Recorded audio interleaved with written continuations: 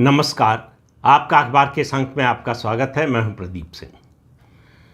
तख्ता पलट के बाद बांग्लादेश में तख्ता पलट के बाद बनी मोहम्मद यूनुस की सरकार जब से सत्ता में आई है तब से लगातार भारत को उकसाने का काम कर रही है।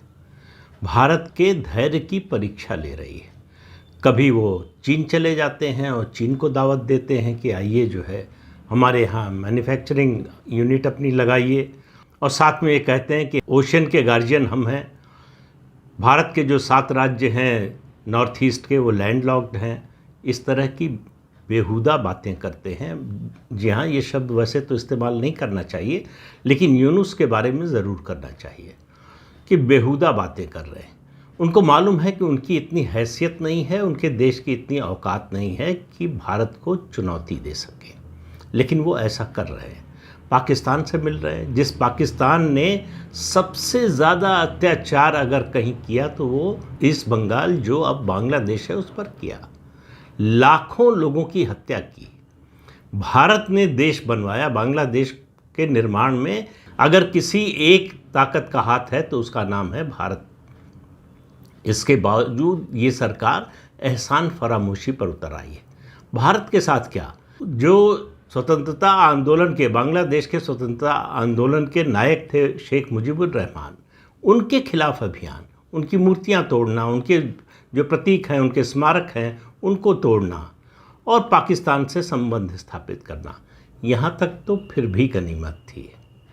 लेकिन और जो कुछ हो रहा है, त्रिपुरा से लगी हुई सीमा पर मोहरी एक नदी है, उस पर बांग्लादेश ने एक तटबंध बनाया और एक और बनाने जा रहा है।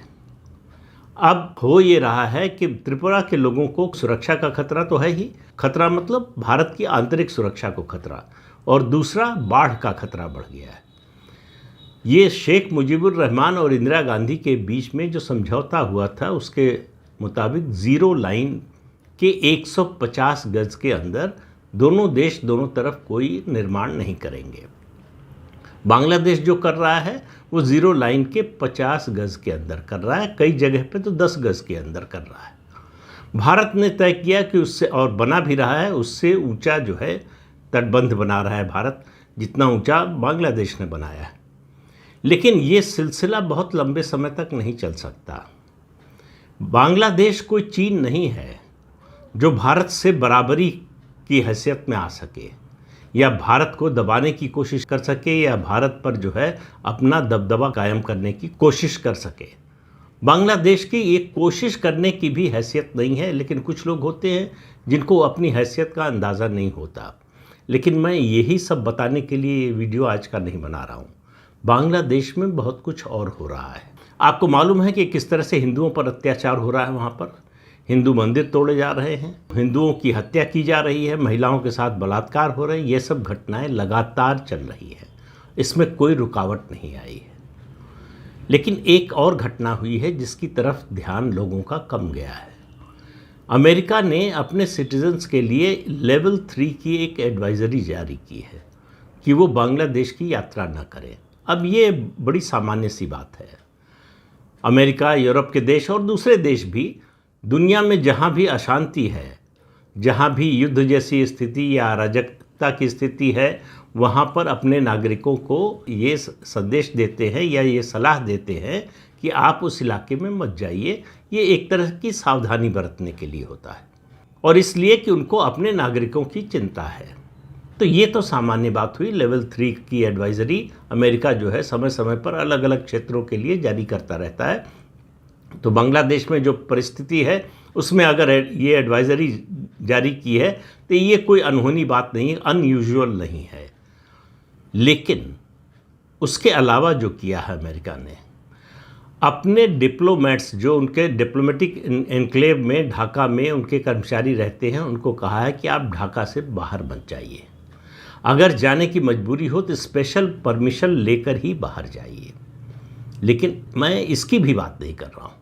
इसके आगे एक लेवल 4 की एडवाइजरी जारी की है अमेरिका ने, और लेवल 4 की एडवाइजरी जारी करने का मतलब है कि इस इलाके में बिल्कुल किसी हालत में नहीं जाना है, नो गो एरिया है। और वो एरिया कौन सा है अंदाज़ा लगाइए, बांग्लादेश में चटगांव हिल्स का इलाका। अब चटगांव हिल्स के बारे में इससे पहले भी मैं बात कर चुका हूँ। चटगांव में बंदरगाह है। चटगांव पर अगर भारत कब्जा कर ले तो ये जो चिकन नेक का खतरा हर समय बना रहता है वो हमेशा के लिए ख़त्म हो जाएगा। भारत को न केवल एक पोर्ट मिल जाएगा बल्कि जो है नॉर्थ ईस्ट का सीधा संबंध समुद्र से हो जाएगा, अभी कलकत्ता के जरिए होता है।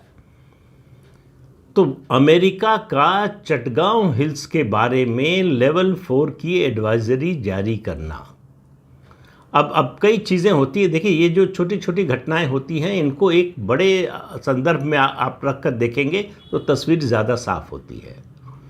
जो बांग्लादेश कर रहा है और इससे पहले शेख हसीना के तख्ता पलट से पहले जो अमेरिकी प्रशासन उस समय था जो बाइडेन का, डेमोक्रेटिक पार्टी का, उसने जिस तरह से ये तख्ता पलट करवाया, अब सब सामने आ गया है ट्रंप के राष्ट्रपति बनने के बाद कि लाखों टका जो है दिया बांग्लादेश को, पैसा दिया, मदद दी अमेरिका ने, CIA ने, उनके डीप स्टेट ने तख्ता पलट के लिए।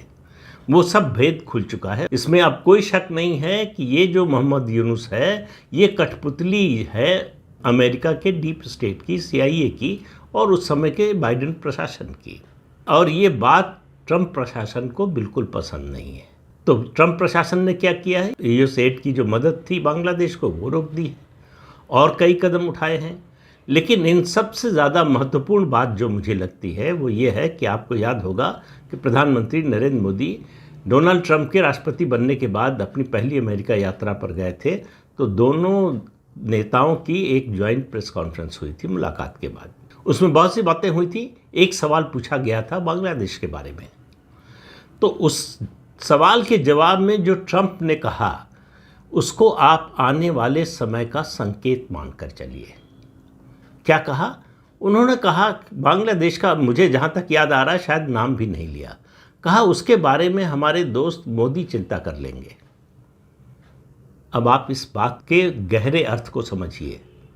अमेरिका कोई सामान्य या हमारा पड़ोसी देश नहीं है जो इस तरह की भाषा बोले, और अमेरिका का राष्ट्रपति इस तरह की बात जब बोलता है और वो भी भारत के प्रधानमंत्री की मौजूदगी में, इंटरनेशनल मीडिया से जब ये बात बोलता है, पूरे दुनिया को जब ये संदेश देता है, तो इसके बड़े गहरे मायने हैं।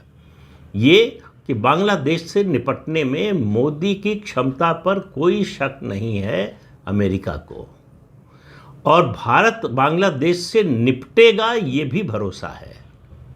उसके अलावा सबसे बड़ी बात, कोई भी इस तरह का एक्शन आप जब अपने पड़ोसी देश के बारे में लेते हैं, इस तरह का या पड़ोसी ऐसा कोई एक्शन जिसकी वजह से पड़ोसी देश पर असर पड़ सकता है या पड़ोसी देश रिएक्ट कर सकता है, या आप याद कीजिए आर्टिकल 370 और 35A की बात। उस समय बड़ी चिंता थी कि अगर भारत ने ऐसा किया तो इसका जो है इंटरनेशनल रिएक्शन क्या होगा।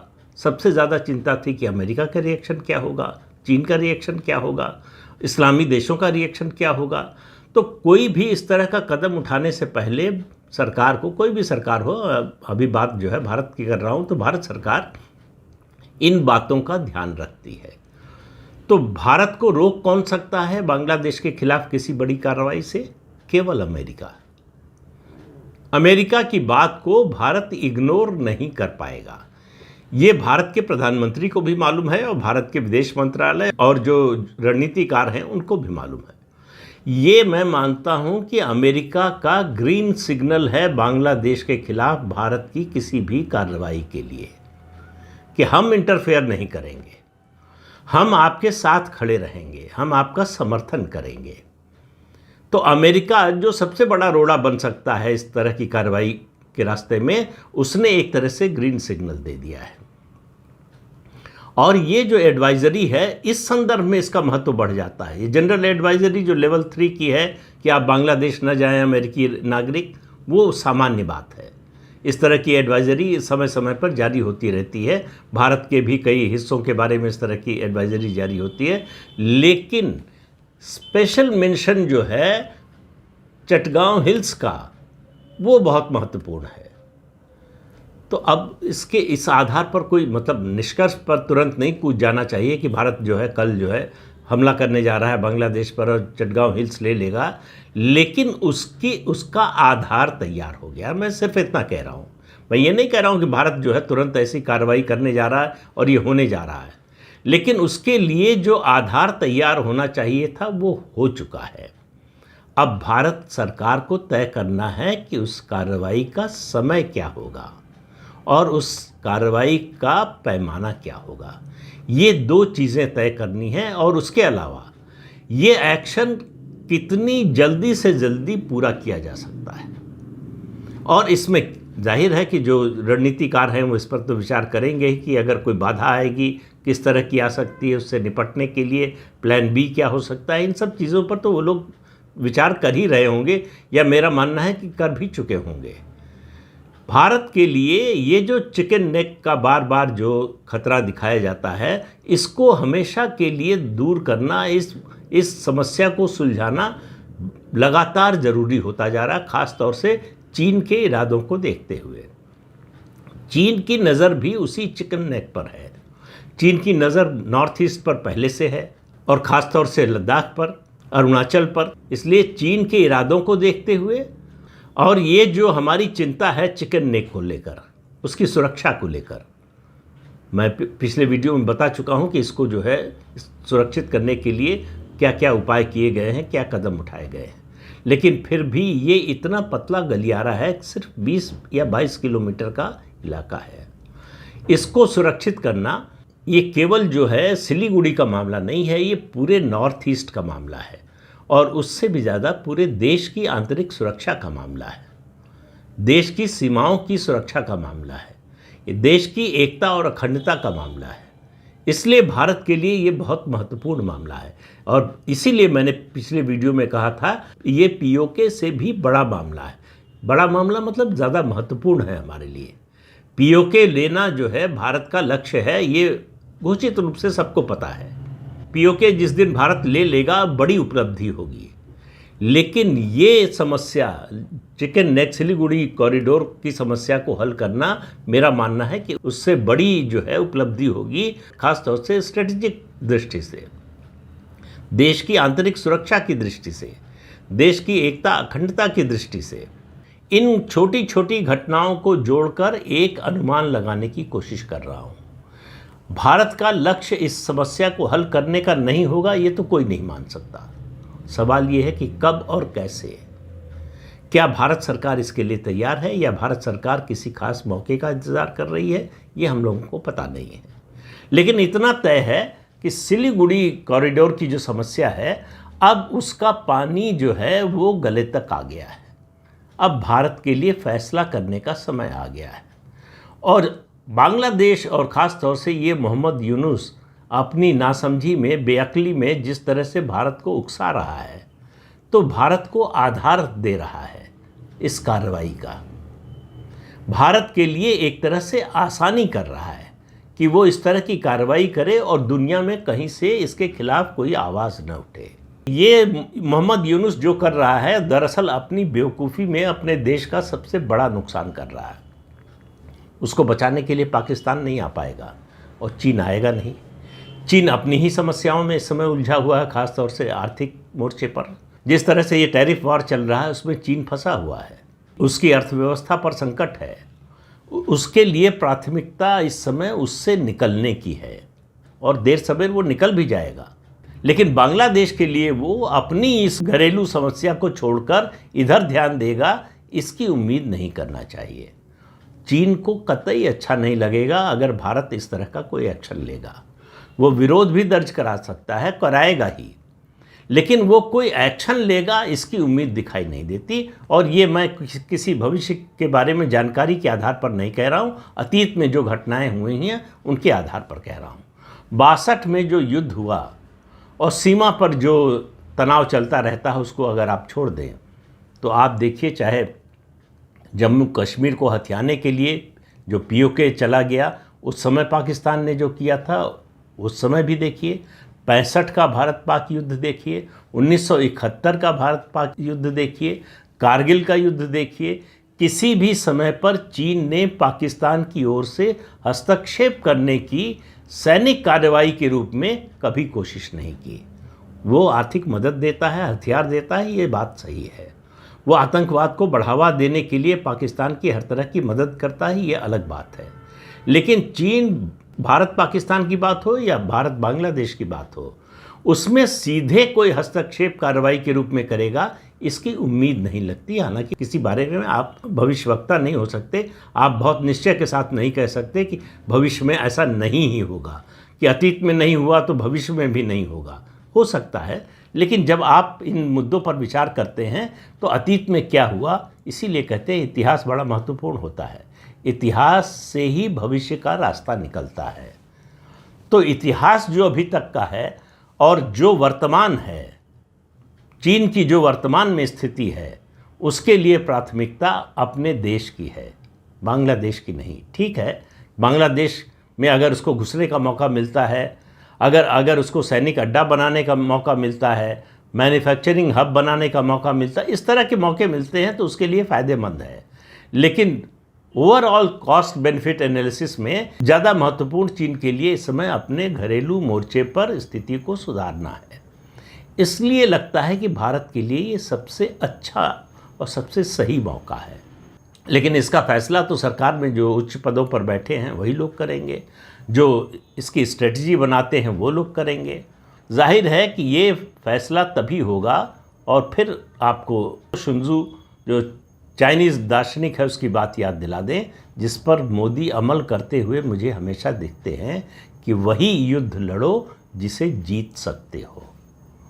तो ये ऐसा युद्ध होगा जिसे भारत जीत सकता है, इसलिए भारत ये युद्ध लड़ सकता है।